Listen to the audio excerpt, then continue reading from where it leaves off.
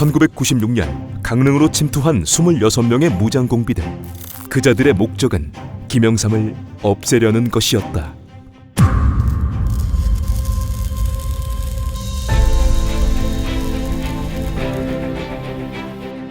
(1996년 9월 18일) 자정이 넘은 시각, 강원도 강릉. 택시기사로 일하던 이진규는 손님을 태우고 안인진리 해변을 지나던 중 짧은 머리에 수상한 자들을 보게 된다. 이 씨는 손님을 동해에 내려주고 나서도 이상하다 싶어 돌아가는 길에 수상한 자들을 보았던 해변에 차를 세운 뒤 주변을 살피게 되고, 이때 수면 위로 보이는 낯선 불빛과 함께 우리 어선과는 뭔가 다른 검은 물체를 발견했다. 그리고 즉시 인근의 파출소로 향한 그는 해변에서 이상한 불빛과 수상한 자들을 보았다며 신고했고, 또한 같은 시각 인근에 있던 해안 초소에서도 이 씨가 말한 곳과 같은 지점에 수상한 불빛이 비친다는 보고가 올라왔다. 그 즉시 경찰과 우리 군의 5분 대기조가 현장으로 출동해 이상 물체를 확인하게 되는데, 확인 결과 문제의 검은 물체는 300톤급 규모 북한의 잠수함이었고, 곧바로 무장공비들이 침투한 족저까지 발견되었으며, 그리하여 새벽 5시경 강원도 일대에는 진돗개 하나가 발령되었다. 이후 날이 밝아오자 우리 군은 현장 주변을 수색하다 북한군의 옷과 AK 소총과 실탄, 기관총 등을 발견했고, 또한 무장공비들이 버리고 간 듯한 권총과 구명조끼 등을 발견했다. 그리고 잠수함 내에서는 김정일에게 바치는 충성 결의문이 발견되기도 했는데, 요약해보자면 인민군 최고사령관 김정일과 전투원 동지 앞으로 보낸다는 글로 시작한 이 결의문은 자신들을 영웅으로 표현하며 반드시 임무를 수행하고 살아 돌아온다는 내용과 함께 자신들이 적화 통일의 그날을 가져올 것이며, 그때서야 김정일이 편안히 쉴 수 있을 것이라는 등의 내용이 담겨 있었다. 이 결의문은 처음부터 끝까지 김정일에 대한 맹목적인 충성심과 적화 통일에 대한 사상적 무장이 뿌리 깊게 박혀 있었다.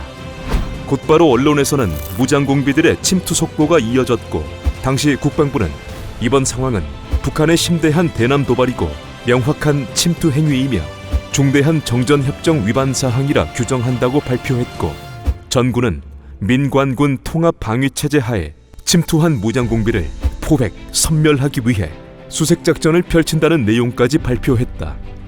그리고 우리 군은 300톤급의 잠수함이라는 점을 봤을 때 20명 정도의 공비들이 산속으로 숨어들었다 판단하여 즉시 소탕작전을 본격화했고, 작전 시작 15시간이 지난 오후 4시 40분경 이광수라는 무장공비를 생포하게 되는데, 그 배경에는 주민들의 기지가 돋보였다. 당시 생포된 이광수는 항해 요원이었는데, 그는 잠수함에서 나와 눈에 띄지 않기 위해 다른 공비들과 흩어져 이동하다 길을 잘못 들었고, 그렇게 몇 시간을 헤매다 한 농가로 숨어들었다. 이때 지역에서 사슴농장을 운영하던 노 부부는 무장공비 이광수를 보고도 침착하게 물을 주고 송이버섯을 따러 왔냐는 등의 잡담을 하는 등 시간을 끌었으며, 그렇게 남편이 시간을 끄는 동안 부인이 경찰에 신고하여 이광수는 생포되어 조사를 받게 되었다. 그리고 10분 뒤 우리 군은 몇 발의 총성을 듣게 되고 수색을 이어가다 놀라운 광경을 목격하게 되는데, 야산에서 11명의 북한군이 머리에 관통상을 입은 채 숨져 있었던 것이었고, 이들이 그렇게 된 이유는 잠수함에 탄 인원이 11명뿐이라 위장하려 했던 치밀한 계획이었다는 것이 언론에 전해졌다. 한편 소탕작전이 진행되는 동안 생포된 무장공비 이광수는 기무사와 안기부, 경찰 등의 관계기관에서 조사를 받으며 침투 목적과 과정 등을 설명했다. 이광수의 진술에 따르면 침투한 무장공비들의 목적은 1996년 10월 7일 춘천에서 열리는 전국체전에 내빈으로 참석할 예정인 당시 대통령 김영삼을 없애려는 것이었고, 이러한 목적으로 북한인민무력성 정찰국 소속의 공비들은 9월 14일 함경남도에서 김정일에 대한 충성 맹세문을 낭독한 뒤 정찰국장의 환송을 받으며 출발했다고 한다.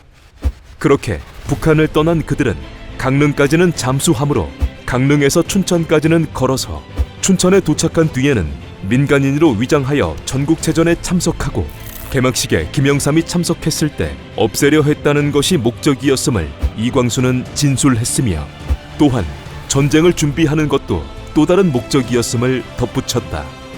그리고 생포된 이광수는 조사에서 자신을 비롯한 항해 요원들은 전투 요원들을 강릉에 상륙시킨 뒤 복귀할 예정이었으나 잠수함이 강릉에서 좌초되는 바람에 돌아갈 방법이 없어지자 항해 요원들도 작전에 참여하게 되었으며, 침투한 무장공비들은 26명이라 진술했다. 당시 김영삼 정부는 무장공비들의 침투 목적을 사실대로 공개한다면 국내 경제가 위축되고 북한과의 대화 창구가 완전 폐쇄될 가능성이 있어 당분간 알리는 것을 보류하기로 했고, 이 내용은 훗날 몇몇 언론을 통해 전해졌다. 우리 군은 최초 무장공비를 20명 정도라 판단했으나 이광수의 말에 완전히 방향을 바꿔 대대적인 공비 소탕 작전에 나서게 되고, 9월 18일부터 30일까지 12일간 11명의 무장공비를 제거했다. 무장공비들이 침투한 지 2주가 지나는 동안 26명의 무장공비 중 11명은 스스로 목숨을 끊었고 1명은 생포되었으며, 우리 군은 11명을 제거했다. 이로써 남은 무장공비는 3명. 우리 군은 남은 무장공비들을 소탕하기 위해 10월 내내 작전을 이어갔으나 그자들은 쉽게 잡히지 않았고, 그러는 와중에도 무장공비 3명은 산으로 송이버섯을 따러 온 민간인들에게 총구를 겨누는 만행을 저질렀으며, 이로 인해 아무 죄 없는 민간인 3명이 안타깝게 세상을 떠나가야 했다. 이후 한 달 넘게 소탕 작전은 이어졌고, 마침내 11월 초 인제에서 우리 군은 남은 무장공비 3명 중 2명을 제거했으며, 침투 51일 만인 11월 5일 우리 군은 남은 공비 1명의 흔적이 발견되지 않는 것과 이미 도주 중에 사망했을 가능성에 무게를 두고 오후 5시를 기해 작전을 종료한 뒤 모든 부대를 원대 복귀시켰다. 총 150만 명이 투입된 무장공비 소탕 작전은 그렇게 마무리되었으나, 작전 중 우리 측 군인 12명, 경찰 1명, 예비군 1명, 그리고 민간인 4명이 세상을 떠났고 27명이 부상을 입었으며, 강원도민들의 경제적 손실액은 2천억 원에 달했다. 그럼에도 사건을 일으킨 북한은 잠수함 발견 며칠 뒤 성명을 통해 훈련 중 표류라는 억지 주장과 함께 막무가내로 잠수함과 승조원을 송환하라 요구했고, 또한 공비 11명이 제거된 10월 초 북한은 군사정전위원회에서 100배, 1000배로 보복하겠다는 입장을 보였다. 또한 미국에 대해서도 만약 개입한다면 가만두지 않을 것이라는 입장을 내놓았고, 작전이 종료된 11월 20일에는 돌연 판문점 연락사무소의 업무를 중단한다고 발표한 뒤 폐쇄해버렸다. 이에 김영삼은 강릉 무장공비 사건에 대해 북한이 사과하고 재발 방지를 약속하면 경수로 건설과 대북 경제협력 지원을 재개할 것임을 밝혔고, 다시는 그러한 일을 벌이지 않겠다는 확실한 보장이 있기 전에는 어떠한 지원도 할 수 없다 말하며 북한에 사과를 요구했다. 남과 북의 상황이 이렇게 되자 미국이 중재에 나서 북한의 유감의 뜻이라도 밝히도록 종용했고, 결국 사건 발생 102일이 지난 12월 29일 북한의 외교부 대변인은 이러한 내용에 유감을 표명했으며, 그렇게 강릉 무장공비 침투 사건은 일단락되었다.